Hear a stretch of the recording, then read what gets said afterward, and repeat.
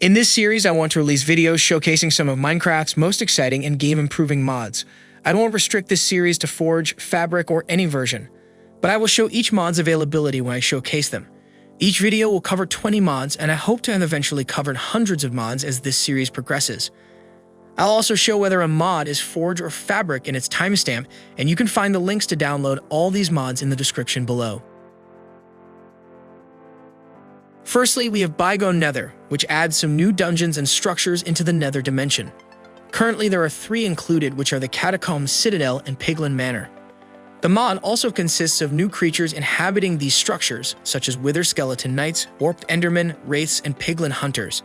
When it comes to loot, there aren't really any new items besides a music disc, so expect to find standard dungeon loot, as the mod just makes exploring the Nether more interesting. Though it is possible to create gilded netherite armor inside a smithing table. One of the most significant improvements to villages and pillager outposts comes with the Towns and Towers mod. There are 17 new village variants and 22 pillager outposts, but a few more are available thanks to compatibility with other mods. These structures have been transformed to fit in with their surroundings better, while also being inspired by actual buildings and architectural styles. Though some villages are more minor, which makes sense, as in the snowy slopes, you might find a building that looks like a ski resort, or on the beaches, you might find a lighthouse structure. Or some villages have themes, like in the Flower Forest, where they use distinct Japanese-styled architecture. When it comes to pillager outposts, they have also received similar improvements. Now they'll take the appearance of different forts, towers, castles, and more, with them standing out in their biomes. The structures are much larger, so the interiors are often worth exploring.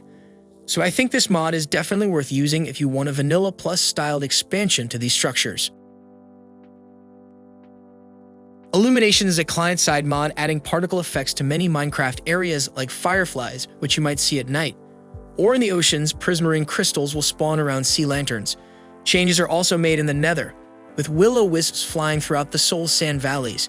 And in the end, chorus petals will fall from chorus flowers, with a number of petals depending on the age of the flower. Some Halloween-themed effects are added too, found throughout the month of October, but they can be configured to show in-game permanently. And these include eyes in the dark, pumpkin spirits, and poltergeists. Lootr is perfect for when you're playing with friends. Containers you come across, such as chests, barrels, shulkers, and minecarts, each have a unique inventory. That means you no longer have to rush to search chests or be disappointed if someone else finds a structure first. Multiple players can search the same container and expect to find loot inside, and the colors of a chest will change to indicate if you've searched it before. Ecologics updates some of Minecraft's biomes mainly by introducing new mobs, blocks, and items. Expect to find changes to the beaches, deserts, snowy plains, and lush caves biomes. One of the more noticeable additions is the camel, which can be tamed and ridden by 2 players at once while also having storage space. At the same time, beaches contain coconut trees, coconut crabs, and sand castles, which can hide turtle eggs to protect them. Some other mobs are penguins, which hunt for fish and shed feathers, or squirrels in the plains, which can be fed walnuts, causing them to pick up nearby saplings and plant them. You can also find thin ice here, which cracks over time, causing you to fall into the icy water below. So generally, expect this mod to bring some immersive changes to some already existing biomes. Add Astra is a mod that will allow you to assemble a rocket, fly into space, and explore distant planets and moons. With it being a science and technology mod, there are lots to do, like setting up generators and oxygen or creating lots of materials. As you explore the universe, you'll discover mysterious structures and fascinating creatures, with the goal being to build space bases and explore on rovers. You can visit Mars, Mercury, the Moon, and Venus, while also seeing Glacio within the Proxima Centauri system. And you might even find some intelligent life forms of the Lunarian villagers. The mod is quite similar to Galacticraft, which was popular with older versions of Minecraft. Chipped is all about adding new blocks, with over 9,000 additions in total, giving so much potential for new builds. Many of your favorite blocks like wool, planks, cobblestone, quartz, and so much more have new variants. In comparison, more niche blocks have also received changes, such as amethyst, coal, ice, ancient debris, leaves, and even melons. One example is lapis lazuli blocks, which have over 60 different variants, so you should be able to imagine just how many blocks are included with the mod. And many of them will connect together, forming entirely new designs like pillars. You won't find any of these blocks naturally spawning either, as they are all made through crafting.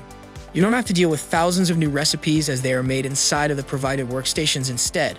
Just place the block in the appropriate workstation and choose a design.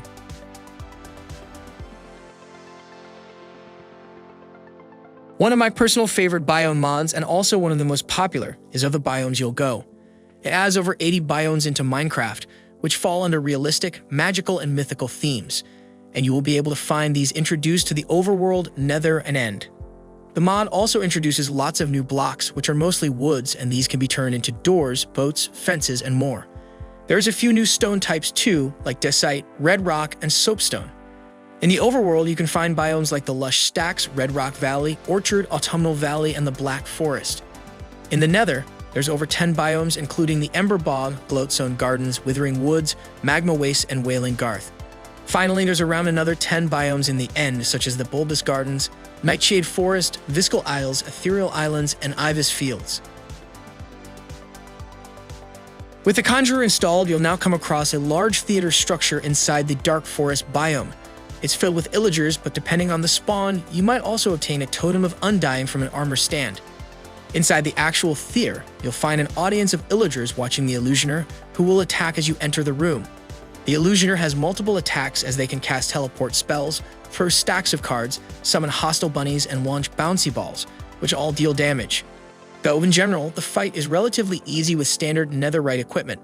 For drops, you can receive weapons like bouncy balls and playing cards, which can be used as ranged weapons, and the Conjurer's Hat, which can be dyed and reduces all magic damage received by 30%. End Remastered changes the process of reaching the End. From now on, you'll require 12 unique eyes to activate the End portal. There are 16 to be obtained, and different mobs like Evokers, Elder Guardians, and the Wither can drop them. Or some can be crafted or found in structures such as igloos, desert pyramids, and pillager outposts. Once 12 have been found, the portal can be opened, so overall, the mod really forces you to explore content that you otherwise might have skipped. This mod used to come with a large castle structure, which is where you find the end frame, and generally it's a fantastic location to explore and filled with some hostile mobs. And even though the castle was removed from the core mod, it's still possible to install it as an add-on, and you'll find lots of treasure here. If you aren't a fan of building or simply like stumbling across new structures, then you might like the Simply Houses mod. It adds nicely decorated buildings to your world, ready to loot or move into.